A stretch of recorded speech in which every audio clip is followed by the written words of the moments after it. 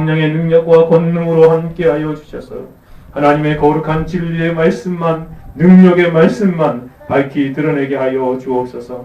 성령께서 종을 붙들어 주시사 하나님의 진리의 말씀을 바로 전하기에 부족함이 없도록 주여 성령으로, 성령의 권능과 능력으로 우리 가운데 충만하게 역사하여 주옵소서. 그래서 이곳에 모인 모든 영혼들이 말씀 안에서 하나님 만나게 하시고 하나님 음성 듣게 하시고 하나님 앞에 놀랍게 변화되는 마음을 가지고 하나님께 가까이 나아가게 하옵소서. 어린 아이들의 심령도 하나님 주장하여 주셔서 하나님 말씀 들을 때에 하나님 그 마음 안에 믿음이 생겨지게 하시고 복된 영혼으로 새로워지는 은혜의 역사가 있게 하여 주옵소서. 성령께서 주관하심을 찬송하오며 살아계시고 역사하시는 우리 주 예수 그리스도의 이름으로 기도 올려드리옵나이다. 아멘. 이렇게 2014년 수련회를 허락하게 하신 하나님께 감사와 찬송을 돌려드립니다. 해마다 수련회 그런 계절이 돌아오면 이번에도 하나님과의 깊은 만남과 하나님 안에서 풍성한 은혜를 누렸으면 좋겠다 하는 마음이 가득합니다. 특별히 이번 2014년 여름 수련회 2박 3일 동안 하나님께서 우리에게 허락해 주셨는데 생애적인 은혜가 주어졌으면 좋겠어요.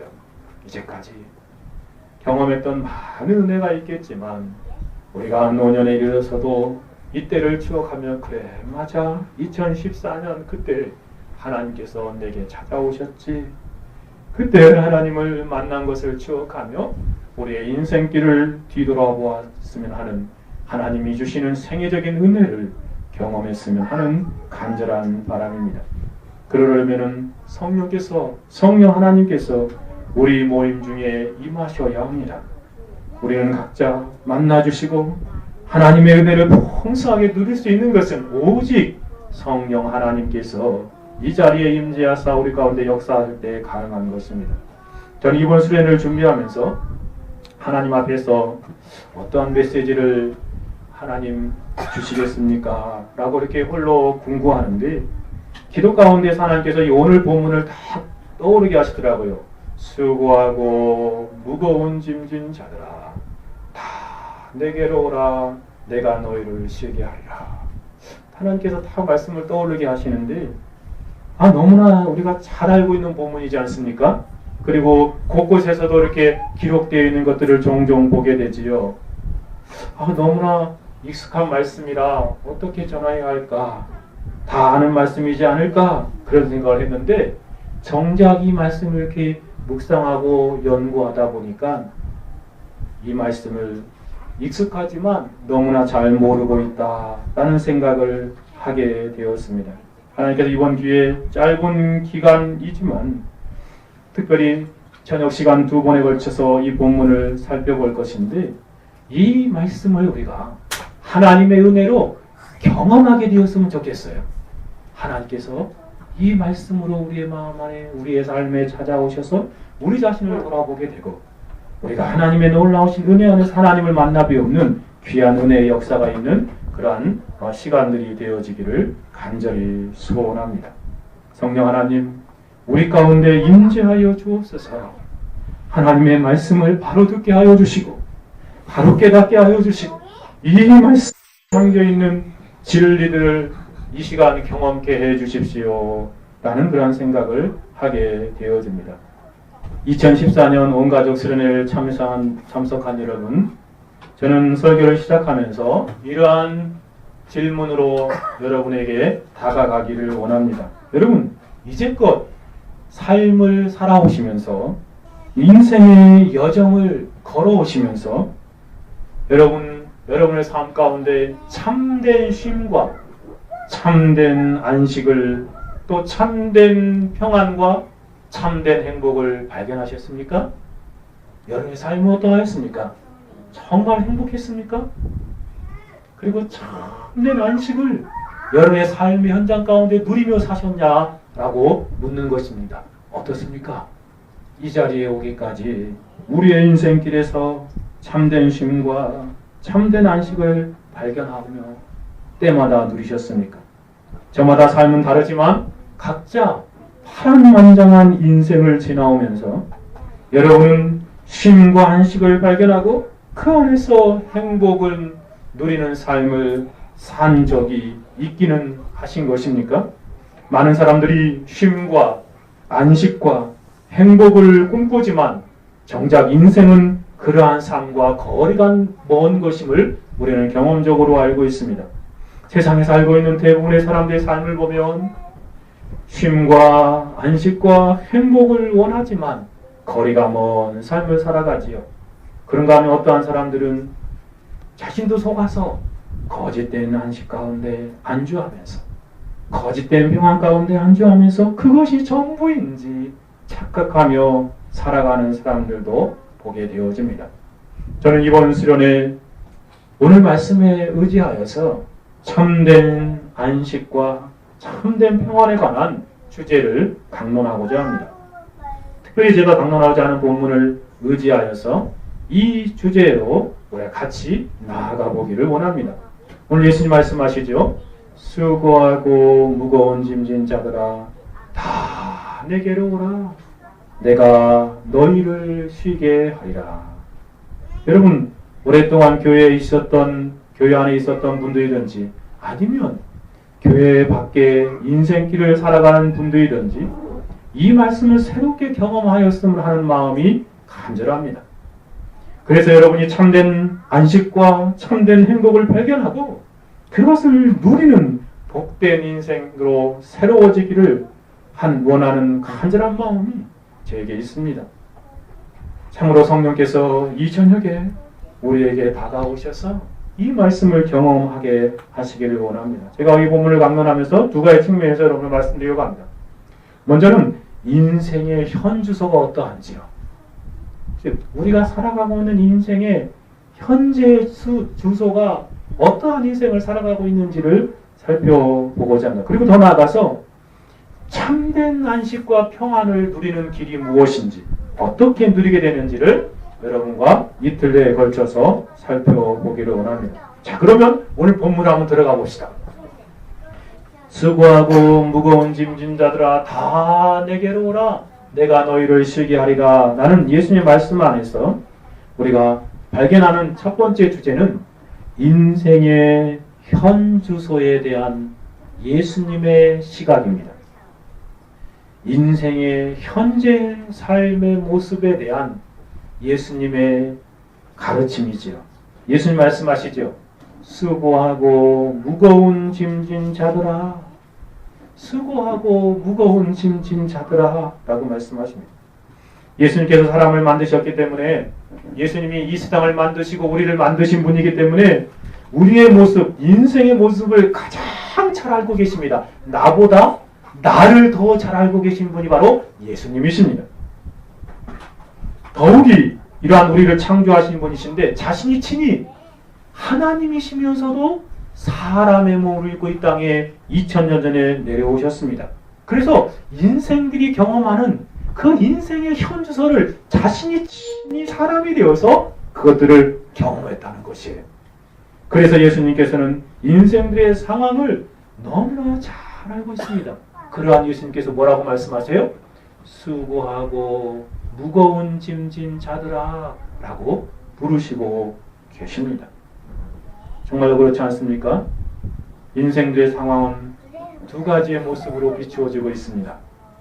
수고하고 무거운 짐진 자라는 것입니다. 인생들은 수고하면서 살아가고 있지요. 또한 인생들은 무거운 짐을 지고 살아가는 인생으로 이 땅에 걸어가고 있습니다. 하나님이신 예수님의 눈앞에 비춰진 인생들은 모두 이와 같은 두 가지의 모습을 가지고 살아가고 있습니다. 한마디로 표현하자면 어떤 모습입니까? 참된 안식을 원하고 참된 쉼을 원하고 참된 평안과 정말 참된 행복을 원하지만 절실하게 원하지만 그것과는 거리가 먼 수고하고 무거운 짐진 인생으로 살아가고 있다는 것입니다. 쉬고 싶지만 쉬지 못하는 인생, 행복하고 싶지만 행복을 누리지 못하는 인생의 현주소를 예수님이 말씀하신 듯합니다. 참된 안식, 참된 행복, 절실하게 필요로 하지만 내게도 정말 그런 행복이 있었으면 좋겠다. 나도 그렇게 참된 안식으로 참된 쉼을 쉬었으면 좋겠다. 그렇지만 그것을 얻지 못하고 수고만 가득한 인생을 살아갑니다. 무거운 짐을 홀로 지고 고생하면서 살아가는 사람의 모습으로 예수님께 비춰지고 있지요. 그러면 좀 더 자세히 살펴봅시다. 창조주이신 예수님의 눈에 비추어진 인생의 모습을 좀 더 자세하게 숙고해 봅시다. 첫째, 인생의 현주소는 어떠한 삶이라는 것이에요? 수고하는 삶이다 라고 말씀하시고 계시죠. 좀 더 자세히 한번 진짜 그런가 한번 생각해 보자는 말입니다. 예수님께서는 수고하는 너희 모든 인생들아 라고 말씀하십니다. 인생들은 잘 알지 못하고 살아가지만 예수님의 말씀처럼 정말로 많은 수고 가운데 살아가고 있지 않습니까? 인생은 수고의 연속이라고 말해도 과언이 아닙니다. 수고하고 또 수고하는 인생으로 이 땅을 살아가고 있지 않습니까? 세상에 살아가고 있는 모든 사람들은 수고로 가득 자신의 삶을 채우면서 살아가고 있습니다. 여러분, 수고가 무엇입니까? 수고가 뭐죠? 제가 원어를 한번 살펴보았어요. 헬라어 원어를 살펴보니까 소리가 참 희한하더라고요. 어떤 소리냐면요. 코피아오예요. 코피아오. 뭐하고 비슷합니까? 코피아오. 원어의 소리만 생각하면 코피나게. 수고가 그냥 코피 날 정도로 막 애쓰고 힘쓰는 그런 인생의 모습인 것을 이렇게 표현. 근데 뜻도 다르지 않아요. 뜻도 어떠한 뜻이냐면 피로를 느끼다라는 뜻이에요. 이게 너무나 피로를 많이 느낄 정도로 그렇게 일을 행하며 살아간다는 것입니다. 열심히 일하다라는 뜻이에요. 그래서 노동으로 몸이 쇠약해질 정도로 수고를 더하며 살아가는 인생의 모습을 표현해주고 있습니다. 그래서 영어 성경에는 레이버라는 표현을 썼습니다. 중노동이요. 노동이죠. 노동은 노동인데 정말 감당할 수 없을 정도로 큰 노동을 하며 살아가는 인생의 모습입니다. 인생은 수고로 가득한 삶을 살아갑니다. 정말 코피나게 수고하는 삶을 살아가죠. 인생은 삶 자체가 노동이요. 피로로 가득하지 않습니까? 지치도록 힘들게 일을 하면서 인생길을 터벅터벅 걸어가고 있습니다. 예수님께서 수고하는 인생들아 라고 하시는 말씀이 얼마나 적절하고 정확하게 맞아떨어지는지요. 세상에서 부귀영화를 모두 누렸던 가장 지혜로운 왕인 솔로몬이 인생의 현주소를 이렇게 말하지 않습니까? 시편 90편 10절에 우리의 연수가 70이요 강건하면 80이라도 그 시대는 그랬습니다. 그 연수의 자랑은 그 길게 산 연수의 자랑은 수고와 슬픔뿐이요. 그러니까 오래 산 만큼 더 많은 수고 가운데 살아간다는 것입니다. 더 많은 수고와 슬픔 가운데 살아가는 인생이다 라고 가장 지혜로운 왕인 솔로몬이 우리에게 말합니다. 그렇게 말하기에 신속히 가니 우리가 날아가나이다. 정말 수고 가운데 피곤해 지쳐서 인생이 10년, 20년, 30년, 40년이 휙 하고 날아가 지나가는 그런 삶 가운데 우리는 살고 있습니다. 그러면 수고에 대해서 좀 더 한번 생각해 봅시다. 여러분, 수고는 크게 두 가지 측면을 생각해 볼 수 있어요. 먼저는 일반적인 측면에서의 수고입니다. 일반적인 측면의 수고를 생각해 봅시다. 우리가 일반적으로 생각하는 것이요. 정말 인생은 수고하는 인생임을 우리가 다시 한번 실감하게 될 것입니다. 연령부로 수고하는 인생들의 모습을 생각해 봅시다. 여러분, 어린아이들은 수고를 안 할 것 같지요. 근데 어린아이들도 어린아이 나름대로 어릴 때부터 수고의 삶을 살아가는 것을 우리는 보게 됩니다. 어린아이들은 귀로 들려오는 소리를 분별하기 위해서 이렇게 막 애쓰고 수고하는 모습을 우리가 어릴 때 보게 되지 않습니까? 오감으로 세상을 배우려고 하는 아이들의 수고는 정말 대단합니다. 이렇게 어릴 때는 막 기다가 배로 먼저 밀죠. 배로 밀어 그냥 배밀이 하려고 막 수고하는 모습들을 보십시오. 야, 참 제가 4명이나 키워봤는데 다 똑같아요.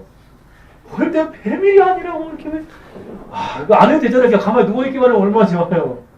근데 이게 왜 수고하는 거야 어릴 때부터 이게요. 그 배밀에다가 조금 이제 기기 시작하면 또 기어다니라고 수고해. 그죠?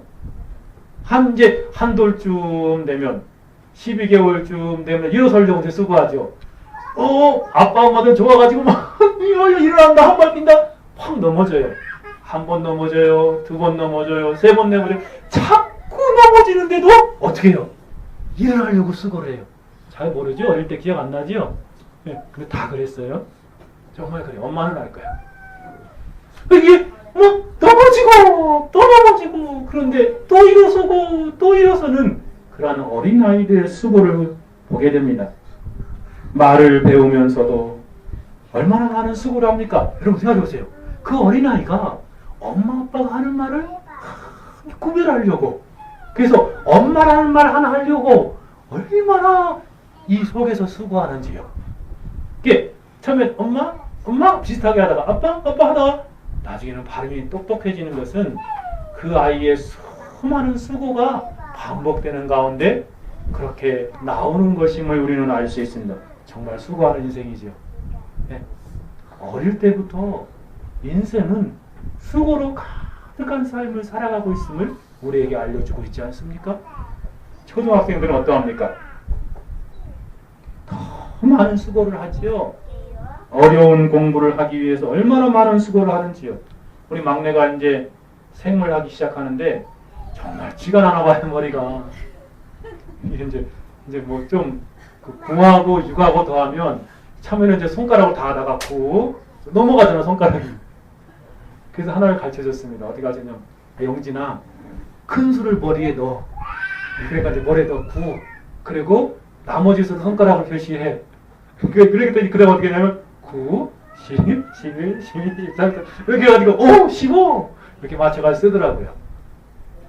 조금 더 지나니까 이제 그것도 이제 숫자가 더 커지면 안 되잖아요. 그래서 빨리 하라고 또 알려주면 또 그거 하려고 쓰고 어린아이가 매일 100칸을 한대.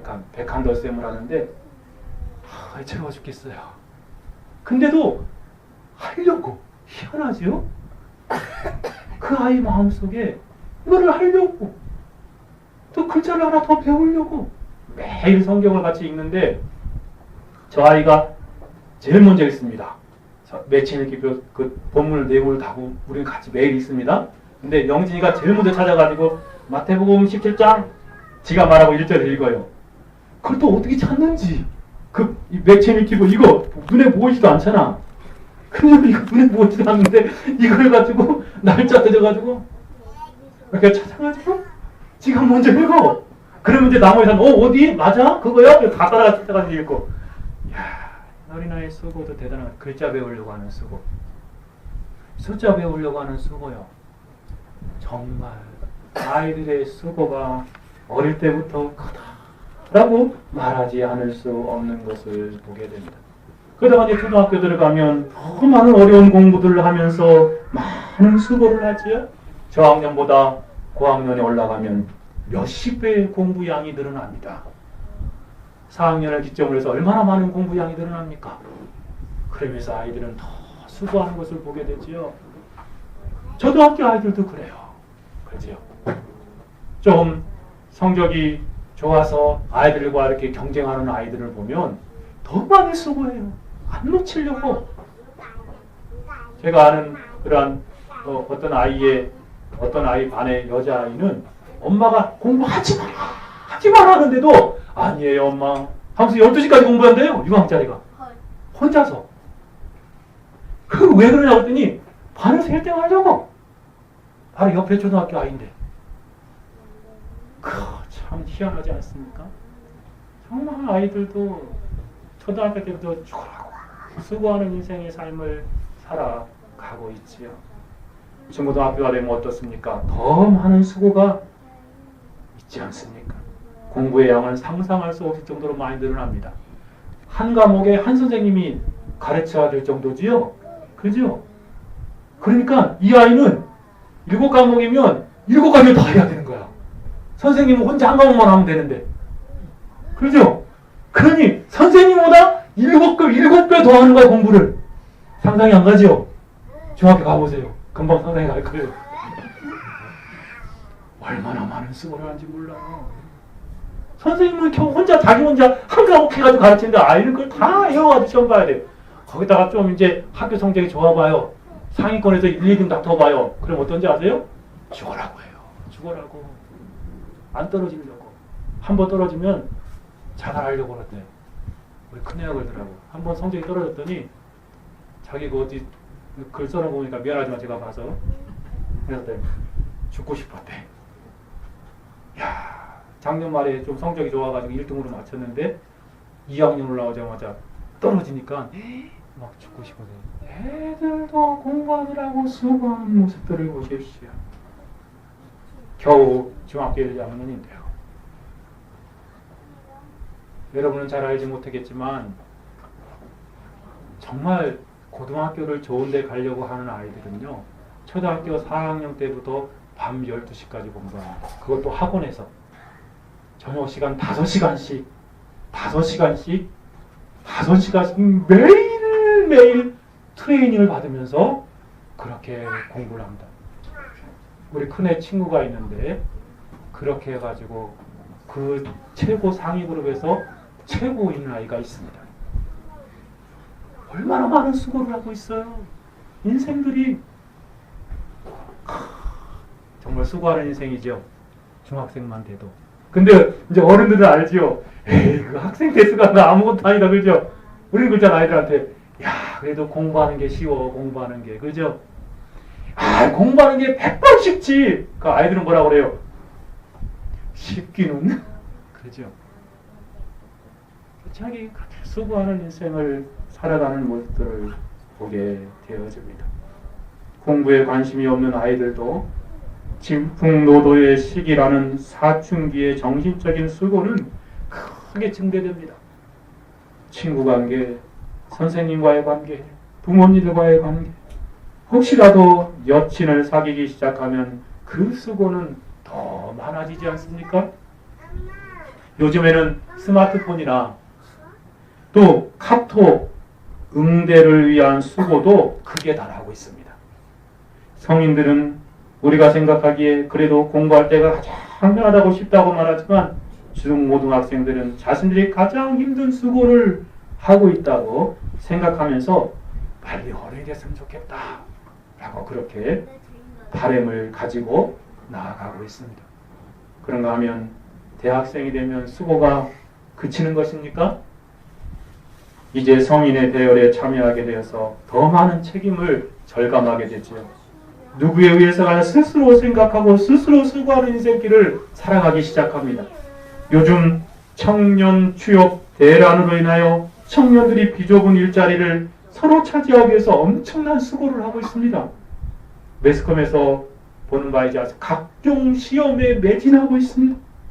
최근 보도에 의하면 청년들이 좋은 일자리를 얻기 위해서 공모가 나오면 그것에 붙기 위해서 각종 스펙을 쌓는다고 합니다.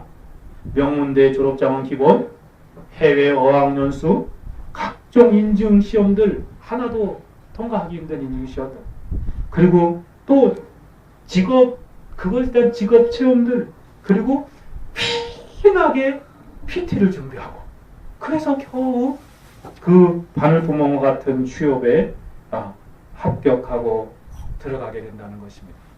대학을 졸업하고 직장에 취직을 하면 수고는 그칩니까? 그렇지 않습니다.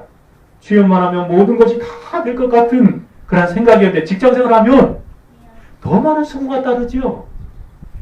동료들과의 경쟁, 상사와의 관계, 업무로 인한 수고는 본격적으로 시작되고 있습니다. 처음에는 평생 직장으로 생각하다가도 몇 년 직장생활을 하면서 하루에도 몇 번씩 때려치고 싶은 사람들이 얼마나 많은지 몰라요.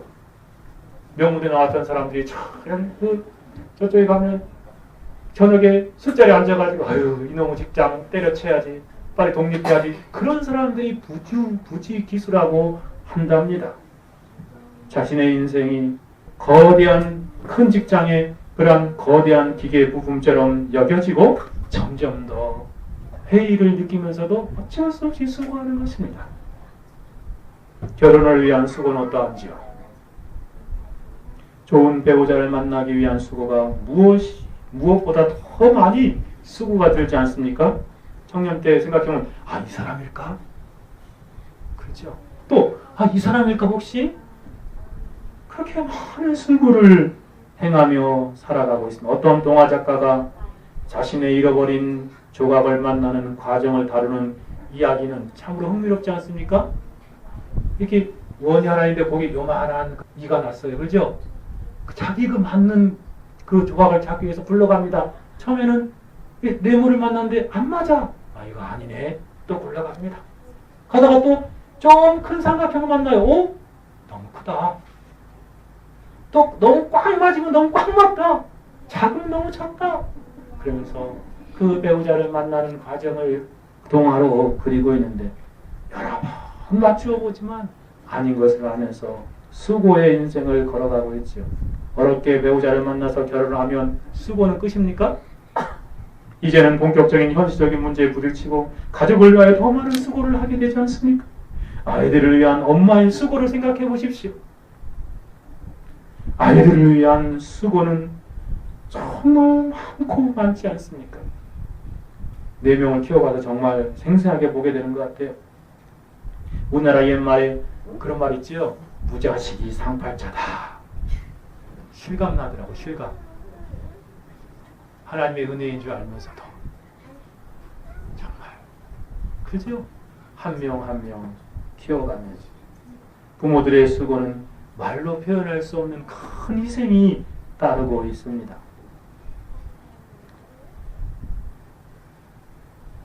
정말 많은 수고를 보게 되지요.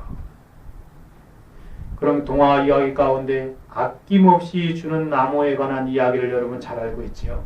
그렇죠? 처음에는 그 아이가 놀러가서 열매를 주고 또 그 아이가 좀 크니까 그 가지 뗄감을 위해서 가지도 다 내어주고 그리고 나중에 그 아이가 이렇게 뭘 기둥을 필요하니까 그 기둥까지 다 내어주고 그루터기만 남았습니다. 한동안 그 아이가 오지 않았어요. 마지막 늙음하게 그 아이가 지평을 주고 왔는데 그 늙은 노인을 앉을 수 있는 구루터기 역할을 해주면서 나무는 행복해하고 있습니다. 그걸 읽으면서요. 정말 부모들이 아낌없이 자녀들에게 다 희생하며 쏟아붓는구나. 수고에 수고를 더하고 있구나. 라는 생각을 해보았습니다. 부모의 수고가 어떠한지요? 정말 수고하는 인생이지 않습니까? 조금만 가면 수고가 끝날 것처럼 보여지지만 또 다른 수고가 있고 더 많은 수고가 있고 해를 거듭할수록 수고에 수고를 더하는 인생길을 걸어가고 있는 우리들의 모습을 뒤돌아보게 되고 앞으로의 모습을 어른을 통해서 바라보게 되지 않습니까? 아들 다 키우고 출가시키면 인생의 모든 수고는 끝난 것입니까? 아닙니다. 이제 수고할 힘도 없는데 수고는 끝나지 않습니다. 자녀들 중에 혹시라도 잘 안 되어진 자녀가 있다면 눈물을 흘리며 더 많은 수고와 근심과 걱정을 하는 부모의 모습을 보게 되지 않습니까? 노년에는 몸이 생각대로 움직이지 않아서 또 다른 수고를 하게 되죠. 작년에 아버님이 돌아가시기 전에 그 아버님의 모습을 보면서 정말 인생은 끝까지 수고하는구나 라는 생각을 많이 했습니다. 이제 어르신이 다리에 힘이 없어요. 근육도 마르고 조금 공원에 나가는 것도 못 나가가지고 아프시다고 합니다. 그러면서도 좀 힘게 걸어가는 것도 힘들어지고 밥 먹는 것도 힘들어지고 그러면서 인생은 수고로 한평생을 마치는구나 라는 생각을 해보았습니다. 남들 얘기 같지요? 우리도 얼마 남지 않았을 것입니다. 여러분, 진실로 인생은 예수님의 말씀처럼 수고하는 인생이지 않습니까? 그래서 예수님이 수고하는 인생들아 라고 말씀하신 거예요. 남녀노소 쥐 고아를 막론하고 어느 누구 하나 수고해서 자유로운 사람이 한 사람도 없습니다. 예수님께서는 인생들의 수고하는 모습을 잘 알아서 지금 수고하는 사람들을 향하여 부르고 계십니다. 수고하는 인생들아. 여기서 좀 더 생각해 봅시다. 인생이 많은 수고를 해도 여러분 거기에 합당한 좋은 대가가 주어진다면 얼마나 복되겠습니까? 그렇죠? 수고를 한 만큼 거기에 좋은 결과가 있고 합당한 대가가 주어진다면 그래도 수고한 만큼 위로를 받겠지요. 근데 인생은 어떻습니까? 많은 수고를 해도 자기에게 돌아오는 대가는